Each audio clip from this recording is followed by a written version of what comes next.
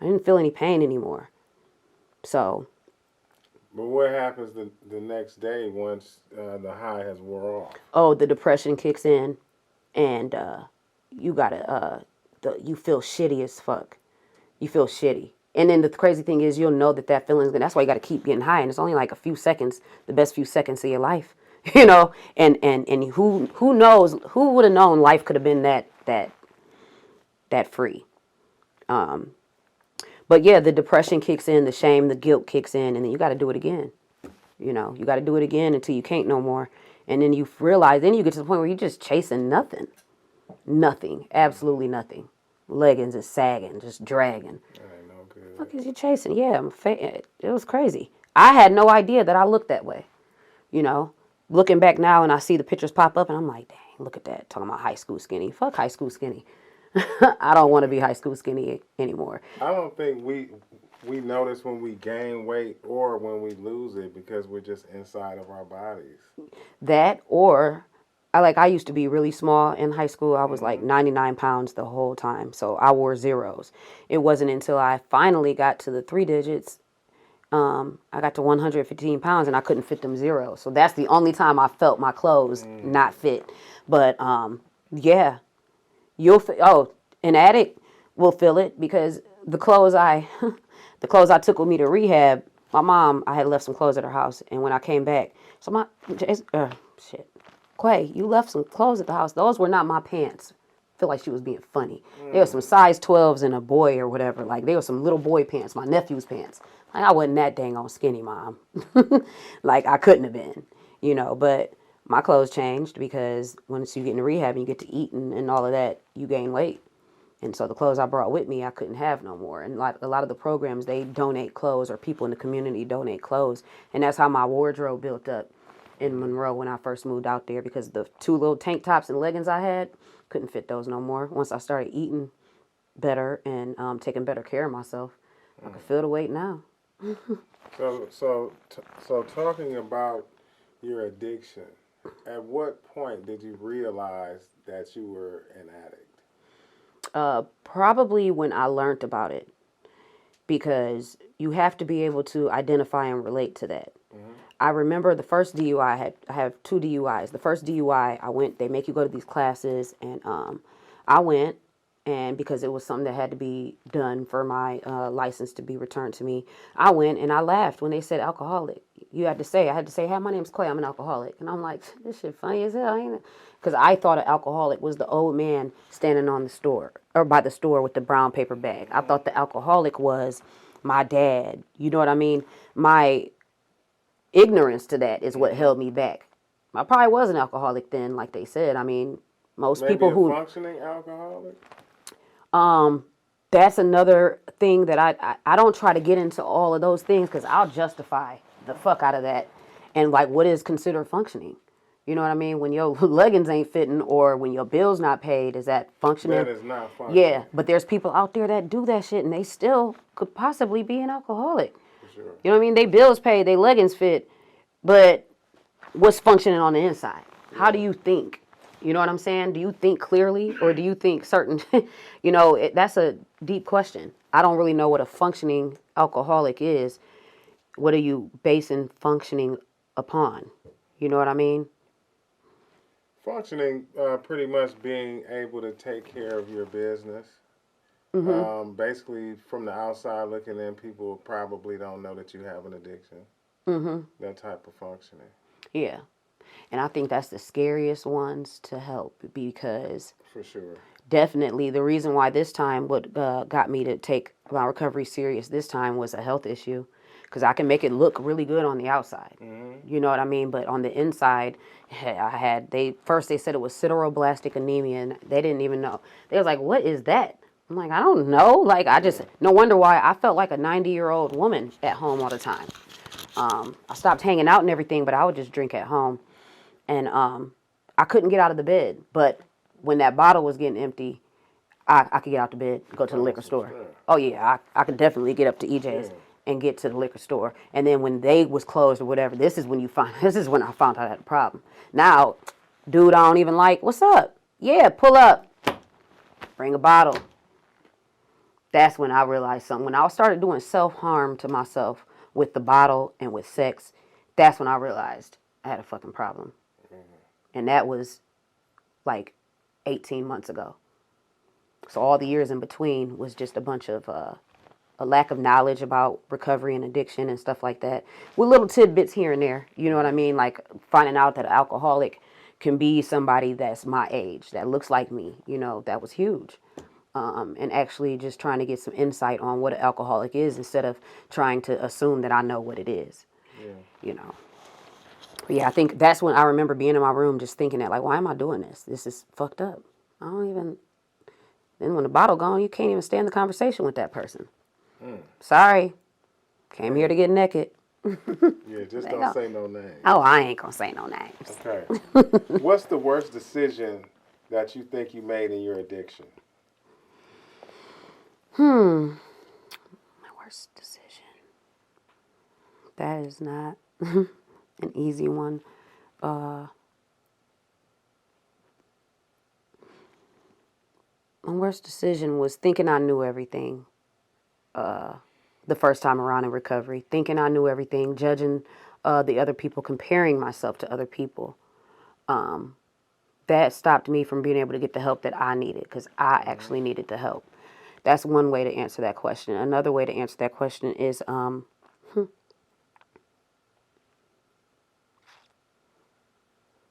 aunt. The aunt, not my aunt, the aunt. Okay. This guy, and this is so crazy because this took place in my dad's house. Now, if you addict, how you don't know I'm getting high in your house, Dad? And it's crazy. But my biggest mistake was the aunt. What is the ant?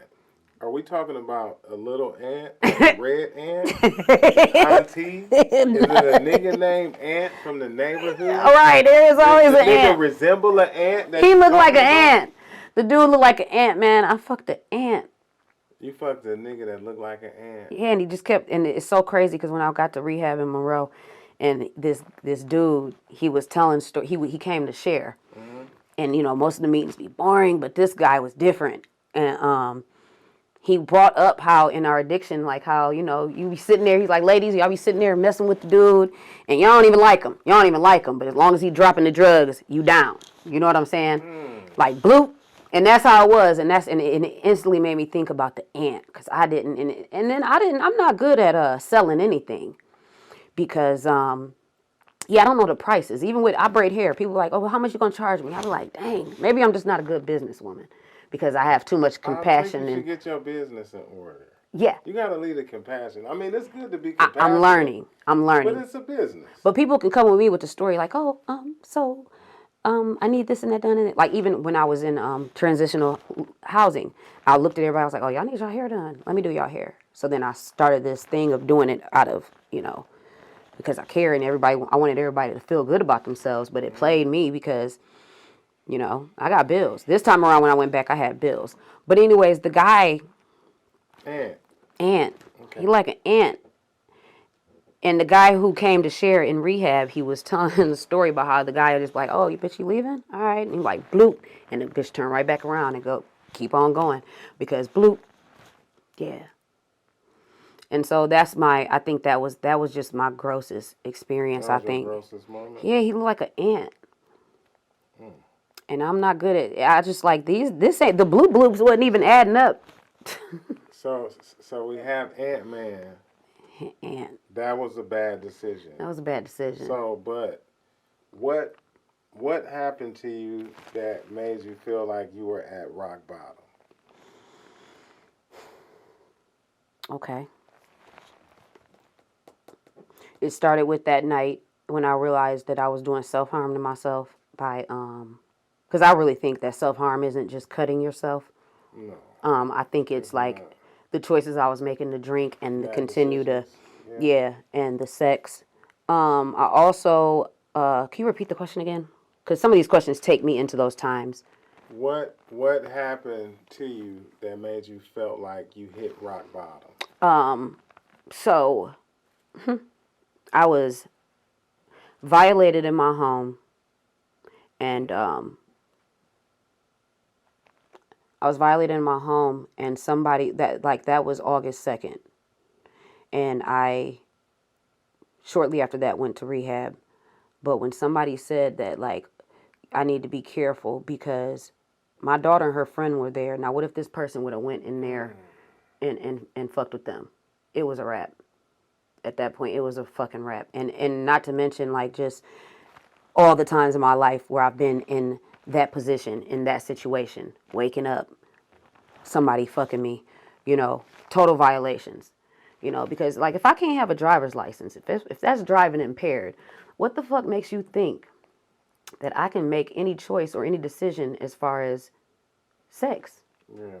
If the law took my license from me because I can't make decisions, while I'm impaired to drive, then why are you trying to fuck me? That's a whole nother thing. But I just, when the person said that, what if they would have went and got on my daughter, I needed to stop putting myself in those situations, for one, because guess what? In the last 18 months, I ain't woke up with nobody on top of me. God is good. Yeah. And also I need to be aware. It's too much stuff going on with children, you know what I mean? Human trafficking and all that. And I think that the best decision of me being an addict is the people that I've been exposed to, the people that I've met along this journey, because I've heard so many, like, that's part of my story, and that sounds crazy. It sounds, but man, I done heard some stuff. Some stuff that I want to protect my daughter from. I call her baby. You know what I'm saying? So she don't got to be, not feel special. You know what I'm saying? I'm working on it with my son because he's a man now. Like, he's 19. He's a man. I don't know how to love a man besides my son. You know what I mean? So I just see so many layers and things about life. And the best thing was being able to admit that I was an addict and being able to get the help. Despite the stigmas, what anybody got to say about it, how anybody else feels about it, I feel great today, and hopefully it helps somebody else to get the help that they need. Did you lose friends, or did you feel like you had to distance yourself from certain people when you were addicted? Yeah, I also think that, for one, the addiction isolated me from everybody. It was a couple people that was concerned about me. And they, like, I remember one of them saying, like, Quay, whatever you doing, you need to stop doing that. I don't care what she said, that little girl in the back of my car, because she took my daughter with her granddaughter, and she said, I need to get my stuff together. And I'm just looking like, how everybody, I was mind blown when I found out people was, but she knew. What was the question again? When you were in your addiction, did you lose friends, family, or did you distance yourself? So I definitely isolated myself, and then I ran. They looked up, I was gone. I moved to Monroe. So yeah, I changed a lot of things. I changed where I was at, what I was used to. I really did just, like, skate. I got the fuck on. I had to. And, but I would still come back. I would come back and forth between Ann Arbor, Ypsi, and Detroit. And then, but that ended up being a cover-up for me to be able to drink on the weekends or whenever I was on a visit. So at that time, I only had like 7 months of actual sobriety. And what happens when you're in recovery, and especially in the beginning, you get lonely, you get bored, you get horny. That first few months, first of all, I didn't even know what my sex drive was because I stayed drunk all the time. You know what I mean? So once I removed the substance of alcohol or anything, I was able to feel myself. And so I would feel myself, and I'm like, oh, shoot, so I started talking to this guy that I met online. And then we had the program I was in, we got to have visits. So we went, got a room, and this is when I realized that I have anxiety, like, and I would just drink to be comfortable around people. So I got to the room, and everything was cool. We had a cool vibe. But then he pulled out a bottle, and I drank it. All my recovery went out the window. He knew you were in recovery. He knew I was there because I told him. But see, everybody don't know about recovery. Some people will tell you, like, oh, all you got to do is just watch your limit. Watch your limit. I'm an alcoholic. Ain't no fucking limit. You can't tell that. Ain't no limit. You know what I'm saying? Like Master P, ain't no fucking limit. I don't. There's no such thing as one. I drink all. You know what I'm saying? Fuck limit. I'm sorry. And I know they're trying to be helpful, and this is how many times I tried to watch my limit. How many times I'll be warned in the car, like, oh, don't do that shit you do, Quay. Like, don't. You know what I'm saying? People ain't got to say that to me no more. But that's not realistic. That's not how it works. I know my limit. Don't pick that shit up. Period. Do you find yourself replacing bad habits with healthy habits? Yeah, because that's the thing that I learned about addiction. It's not once you put the substances down, it's not just about that actual substance. I have a thing with going to get my nails and feet done, my hair. I'm obsessed with it. Like I realized that when I had my sponsee pick me up from the nail shop on a Tuesday and then the following Tuesday. I said, did you pick me up last Tuesday from here? She said, yeah. I said, dang, I'm getting real bad with it. Them Oreo ice caps, I got bad. So I have the behaviors. I have addictive behaviors. Mm-hmm. That's what I learned. It doesn't even matter. I got to be careful what I get involved in now because I'm an addict. I have addictive behaviors. You know what I mean? I was saying something. I'm always saying something. But I forgot.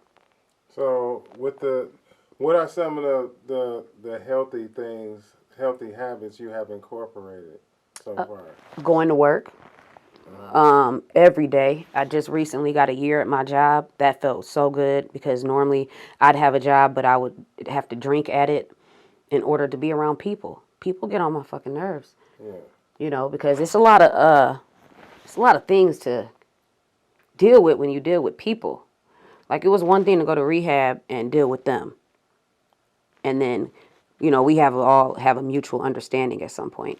Then now adding a job to it, and I'm looking like, and little things like people be gossiping or doing this and that, and I just stay away from it because I don't want anything that's gonna intoxicate me and make me feel bad.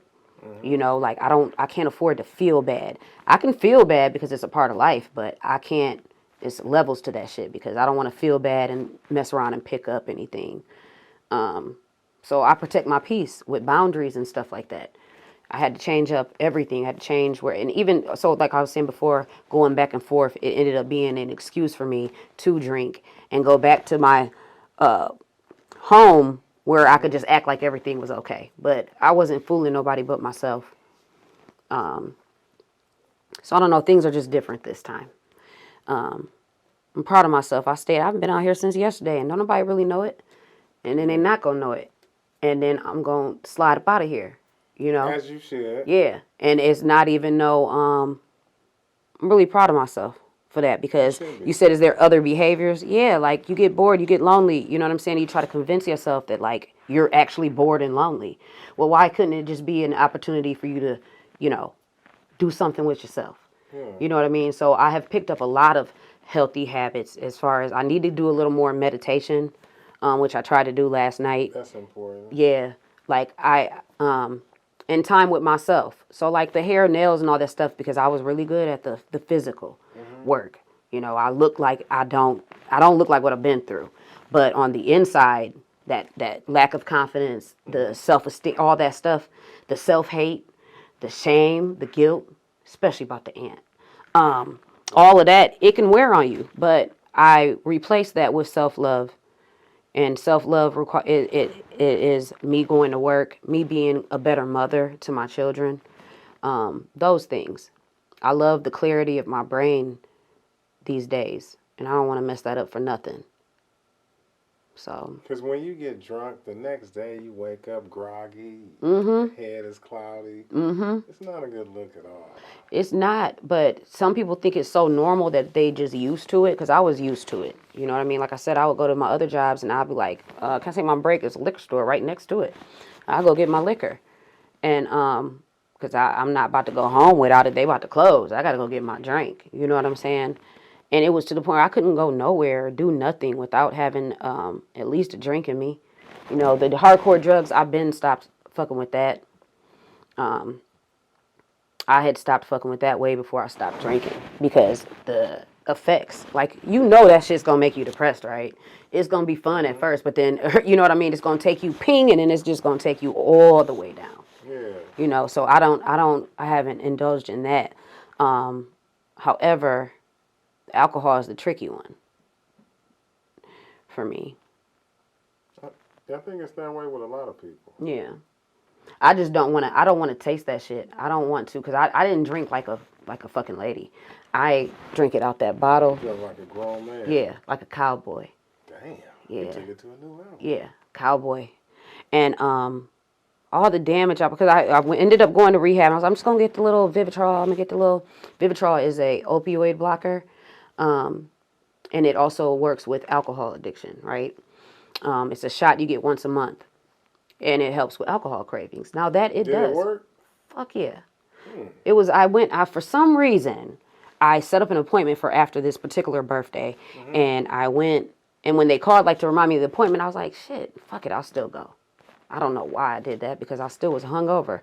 But I went to the appointment, they gave me the shot. By the time I got back home, I had a fifth left over for my birthday. I just looked at it like, wow, now that's crazy. I wasn't throwing it away, and I wasn't going to pour it out. But I couldn't figure out, I said, why the fuck don't I want to drink you? It worked. But the thing is, it only lasts 28 days. You got to go get another shot. Yeah, it blocks the opioid, the sensors in your brain or something. It's too temporary. It works, though, for some people.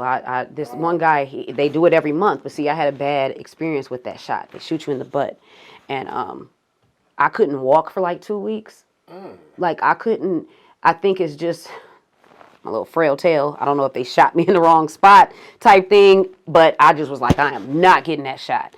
But the thing about it also was that eventually I started drinking again. Yeah. And it was crazy because I had to test it out, but I was also scared that I would overdose. So pause for a second. With this shot, like, I know you said it helps a lot of people. But is it the same as, say, fat person may fast, like, out of nowhere, and then as soon as they get out of the fast, they start to eat everything that they want because they craved it. Now, with that shot, once it wore off, how did you feel? Did you feel like you needed to go drink something? Was the addict back? Or was it like a little mellow feeling where it wasn't nothing? Well, I didn't actually get to that point because, like, maybe a little bit in, because like I said, it lasts for 28 days. About halfway through, I started drinking again just to see, like, but I was scared to hit the weed or anything because that word overdose.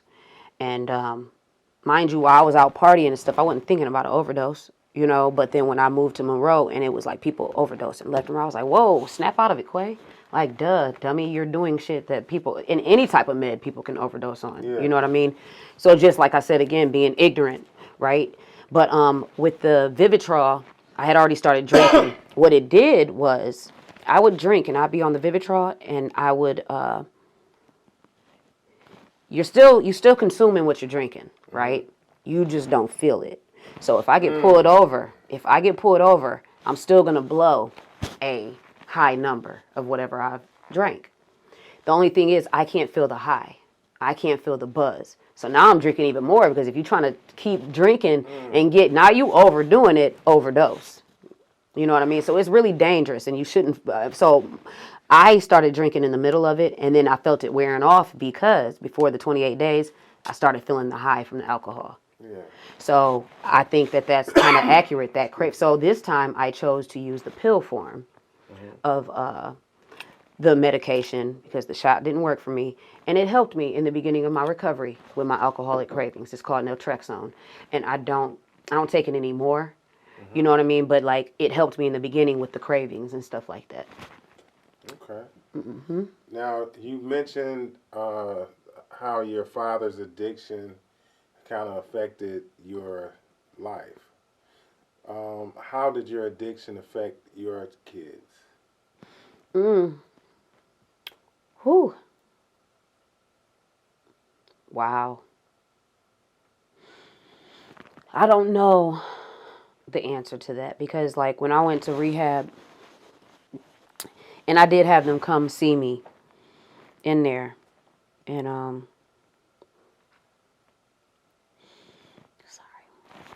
I had them come see me in there, and I tried to ask questions. Like I really didn't want to tell them that especially my teenage son, about the drugs I had did. It's so much easier for me to be like, oh, I'm alcoholic. Everybody, shit, y'all knew that. You know what I mean? It was easier to say that. So when I had to be all the way honest, get all the way naked, and like, I don't think my daughter knows those things. She knows that I was drunk all the time, and she she said I had a lot of boyfriends. They weren't my boyfriends, and just the fact seeing it out from her eyes, it fucked me up. I just hope that I'm showing them something different now about addiction, because I don't think I necessarily got to see anything different from my dad. Because he's still secretly drinking and this, that, I don't want my kids to see that. I don't want to teach them about the drugs and the stigmas and shit. I want to teach them about addiction, and what that does, because I think that's what's helped me the most. You know what I mean? Even in rehab, I don't sit there and look at the girls anymore and say, oh, well, you did this drug, you did that drug. The first time I did that was with my first DUI. I said, somebody on there, she was pregnant, and she in there for crack, and she drinking and driving a semi truck, and I'm like, shit, that ain't me. I said, that ain't me. That ain't my story, man. I got pulled over having some drink and some weed with my friends. Can you pause it? So I gotta get you some tissue. Fuck you. Yeah, so like, that's what I did wrong the first time with that first exposure to like any fellowship of recovery. I looked at her because she was pregnant and smoking crack, and she's driving a semi truck, and I just thought, like, I'm just smoking pot with my friends and drinking.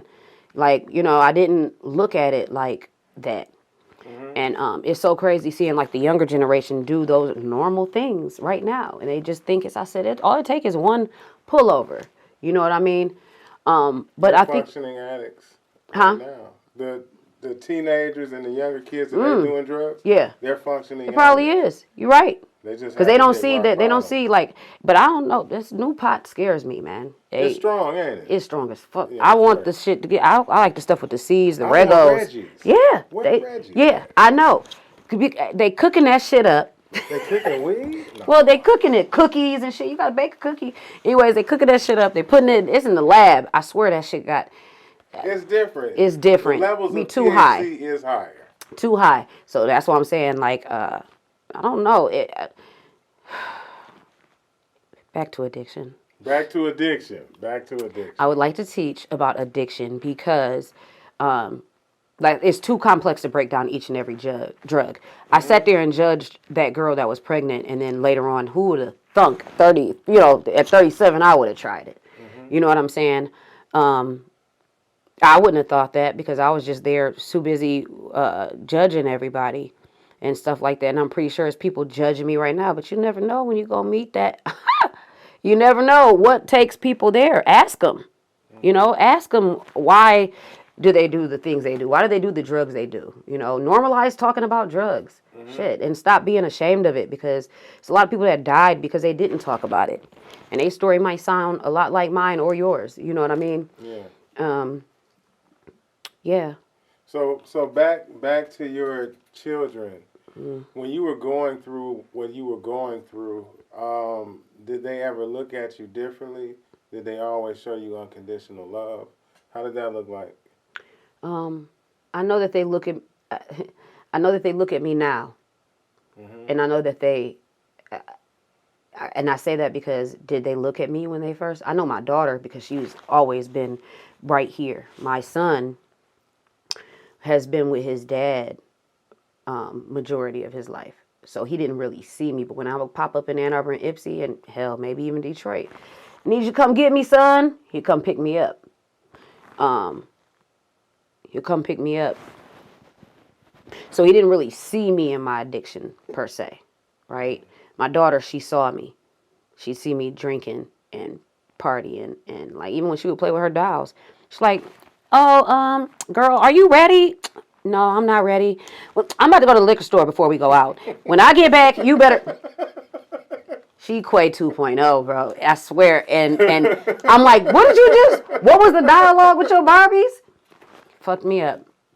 I got to do better.